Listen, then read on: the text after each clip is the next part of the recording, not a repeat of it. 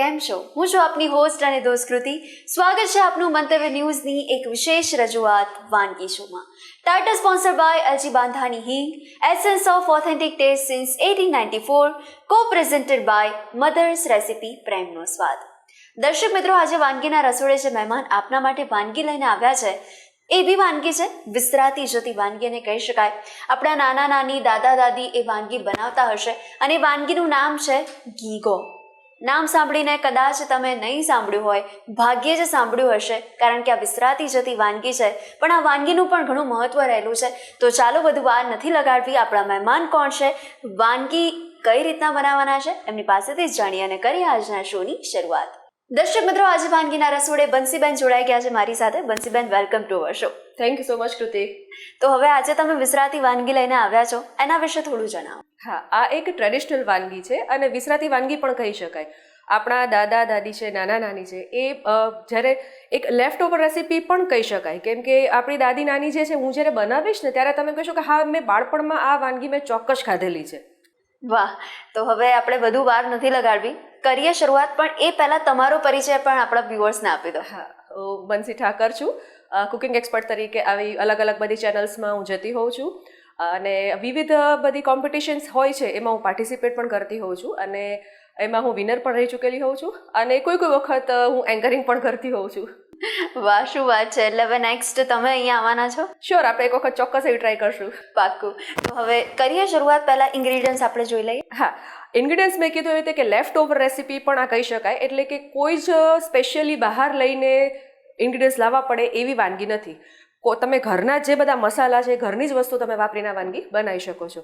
એની માટે સૌથી પહેલાં તો એક લેફ્ટ ઓવર રાઈસ છે, એક મોટો બાઉલ છે, 2 મોટા ચમચા બેસન છે, એટલે કે ચણાનો લોટ છે, અને જેટલો ચણાનો લોટ છે ને એનાથી ડબલ છાશ છે. એટલે કે આમાં ઘીઘો બનાવતી વખતે માપનું પ્રમાણ ખાસ ધ્યાનમાં રાખવાનું છે કે અગર આપણે જેટલો ચણાનો લોટ લીધો છે એનાથી ડબલ આપણે છાશ લઈશું. એટલે કે સપોઝ એક મોટી વાટકી લીધી છે તો 2 મોટા વાટકા એમાં આપણે છાશ લઈશું. તેલ છે વઘાર માટે, ટમેટા છે, લીલા મરચાં છે અને આપણા રૂટીન મસાલા છે. ઓકે, સૌપ્રથમ શેનાથી શરૂઆત કરીએ છીએ આપણે? આપણે એમાં ચણાના લોટ અને છાશનું એક મિશ્રણ બનાવીશું. એક મિક્સિંગ બાઉલ લઈ લઈએ. મેં અહીંયા 2 મોટા ચમચા જેટલું બેસન લીધું છે. તમે તમારી ડીશની ક્વોન્ટિટી મુજબ તમે બેસન લઈ શકો છો. અને આમાં આપણે છાશ ઉમેરીશું.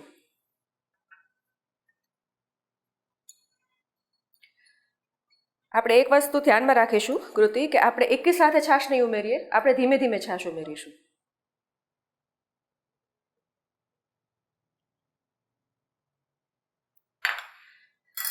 પહેલાં આપણે એને મિક્સ કરીને જોઈ લઈએ કે જેથી એના લમ્સ ના પડે.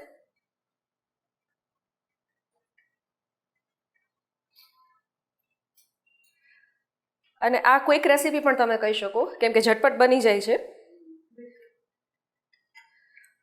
જેમ કે હવે વેકેશન આવશે અને બધા બાળકો ઘરે હોય અને કંઈ ઝટપટ બની જાય અને ટેસ્ટી પણ લાગે અને હેલ્ધી પણ હોય એવું બનાવવું છે તો એક સારો ઓપ્શન છે. ધીરે ધીરે આપણે છાશ ઉમેરીશું.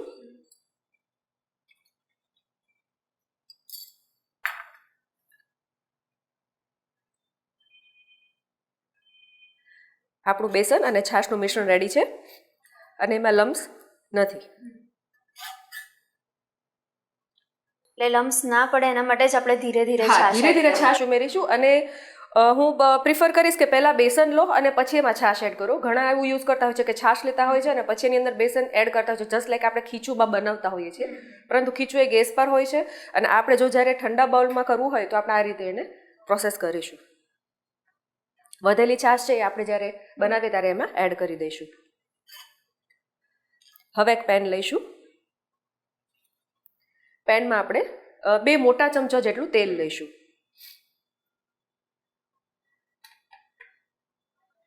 કૃતિયામાં તેલનું પ્રમાણ તમે તમારા સ્વાદ મુજબ લઈ શકો છો. કોઈને એકદમ જ સ્પાઇસી ભાવતું હોય તો એ થોડું વધારે તેલ લઈ શકે છે, કેમ કે બેસન છે અને આપણે લેફ્ટ ઓવર રાઈસ યુઝ કરીએ છીએ તો એ તરત જ સક કરી લેશે તેલ.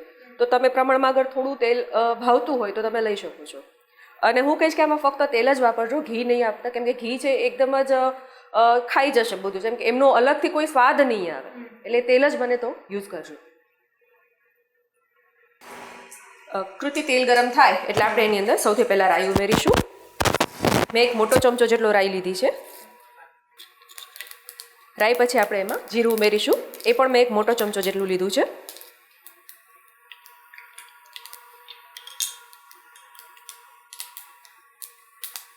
આપણે 1 ચમચી જેટલી હિંગ ઉમેરીશું. 1 ટીસ્પૂન જેટલી.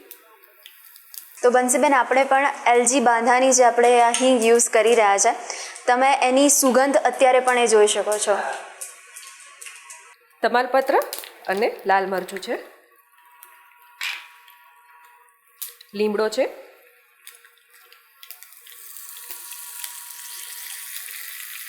અને ઝીણું સમારેલું ટામેટું અને લીલા મરચું છે, એ આપણે ઉમેરીશું.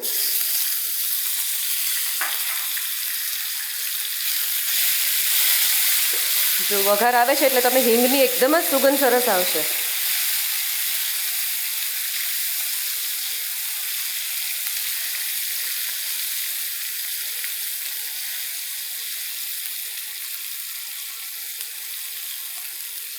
ટામેટું છે એ સેજ ચડી જાય ત્યાં સુધી આપણે એને કૂક કરીશું.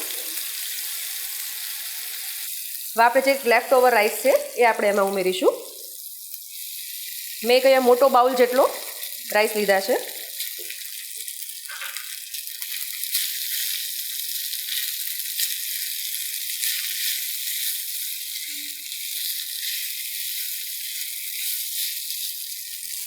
સ્વાદ પ્રમાણે મીઠું ઉમેરીશું.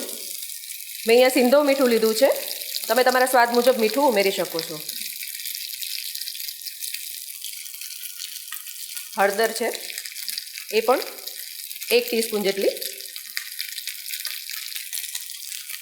મરચું પાવડર છે એ પણ તમે તમારા સ્વાદ મુજબ ઉમેરી શકો છો, કેમ કે લીલા મરચાં આપણે ઓલરેડી આમાં એડ કરી દીધા છે.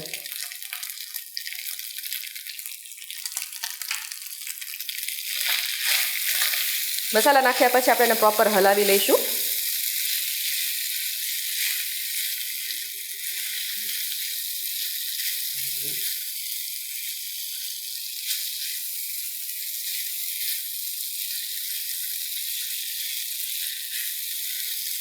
એટલે આપણે જે નોર્મલ વઘારેલો ભાત ખાતા હોઈએ આ એ જ ટાઈપની છે, બસ આમાં થોડું એક ટ્વિસ્ટ છે બસ, કે આપણે જે બેસનનું મિશ્રણ બનાવ્યું છે એ આપણે એની અંદર ઉમેરીશું.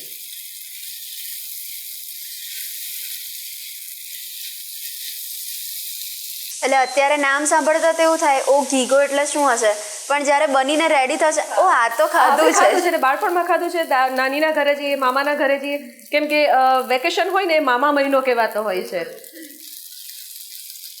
અને પહેલાંના સમયની એક મજા જ અલગ હતી કે આવી સરસ નીત નવીન વાનગીઓ પણ આપણને ખાવા મળતી હતી. ભાતમાં બધા જ મસાલા સરસ પ્રોપર મિક્સ થઈ ગયા છે. હવે આપણે ફ્લેમને થોડું સ્લો કરી આપણે જે મિશ્રણ બનાવ્યું છે એને પાછું એક વખત હલાવી અને પછી આપણે એમાં ઉમેરીશું, કે જેથી કરીને જો ચણાનો લોટ નીચે બેસી ગયો હોય તો એ મિક્સ થઈ જાય પ્રોપરલી.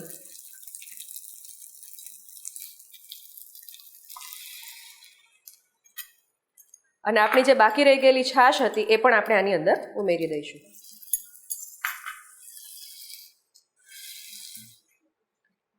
હવે આને આપણે પ્રોપર મિક્સ કરી લઈશું અને આને ધીરે ધીરે આપણે હલાવતા જ રહીશું.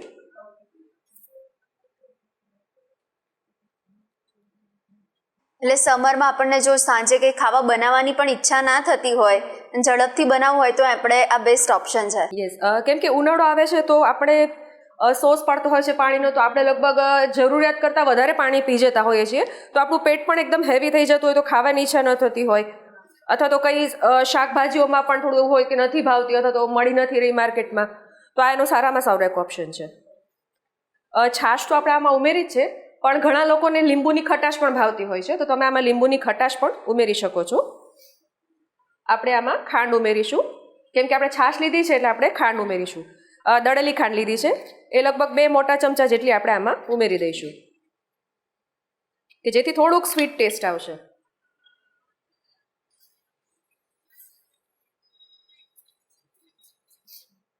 જો કૃતિ તમે જઈ શકો છો કે એકદમ જ સરસ થીક કન્સિસ્ટન્સી થઈ ગઈ છે અને કલર પણ એકદમ પ્રોપર આવી ગયો છે. સૌરાષ્ટ્રની વાનગી છે અને ગુજરાતમાં પણ બનતી જ હોય છે, પરંતુ કદાચ નામ અલગ હોય. ઘણા લોકો આને પીઠલું ભાત પણ કહેતા હોય છે, કેમ કે બેઝિક ઇન્ગ્રીડિયન્ટ્સ છે, રાઈસ છે, રાંધેલો ભાત છે, પછી છાશ છે અને બેસન છે, એ કોમન છે.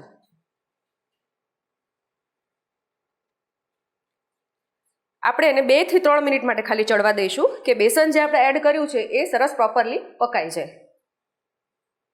પરંતુ આપણે એને જરા પણ મૂકશું નહીં, એને હલાવતા રહીશું ધીમે ધીમે. જ્યારે પેન છોડવા લાગે ત્યારે આપણે ફ્લેમ ઓફ કરી દઈશું.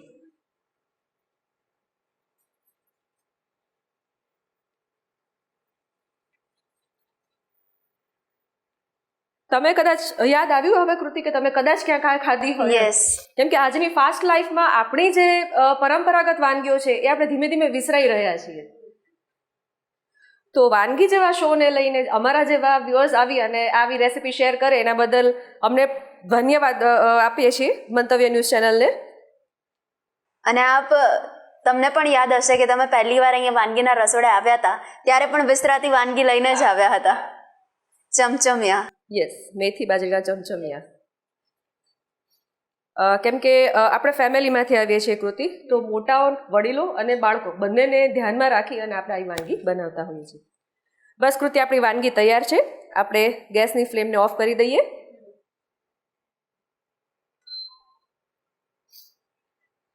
અને આપણે એને સર્વિંગ બાઉલમાં ટ્રાન્સફર કરી લઈએ. આપણને એકલું તો કદાચ ભાવે જ, પણ સાથે જો કોઈને એવું હોય કે મારે એકલું નથી ખાવું ને ભાખરી જોડે ખાવું છે તો બી ચાલે. હા, ભાખરી અથવા તો હું કહીશ કે રોટલી, કેમ કે ભાખરી સોલ્ટી હોય છે અને કડક હોય છે, અને આ ઢીલું છે તો રોટલી હોય તો બેટર રહેશે. અને રોટલી પણ લગભગ આપણે ઉનાળામાં 2 પડવાળી ચલણ છે કે 2 પડવાળી રોટલી બનતી હોય છે, તો એની સાથે આનું કોમ્બિનેશન બહુ જ સરસ લાગે છે. આપણો ઘીકો બનીને તૈયાર છે કૃતિ. આપણે એને કોથમીર વડે ગાર્નિશિંગ કરીએ.